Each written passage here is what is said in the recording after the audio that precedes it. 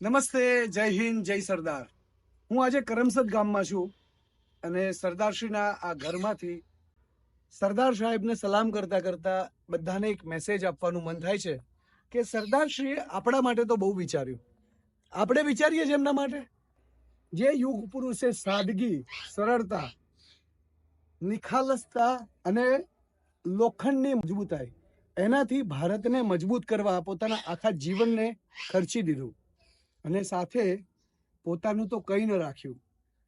એક પોતાના વિઝનથી આ જે કરમસદ ગામ અને એની બાજુમાં વલ્લભ વિદ્યાનગર, વિઠ્ઠલ ઉદ્યોગનગર, સાથે સાથે ઘણી બધી એવી સંસ્થાઓની સ્થાપના કરી, સોમનાથનું મંદિર બનાવ્યું. એવા સરદારશ્રીને આપણે આપી પણ શું શકીએ?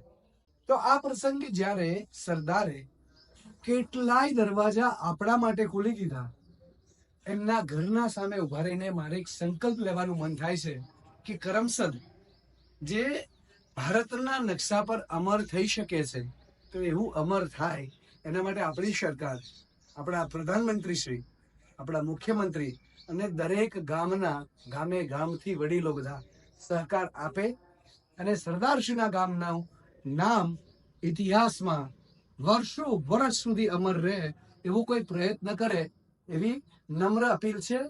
વર્લ્ડ મિત્ર દર્શન પટેલ. હું વિશ્વભરમાં ફરવા નીકળ્યો છું. 100 દેશ ફરવું છે અગાઉના 10 વર્ષમાં.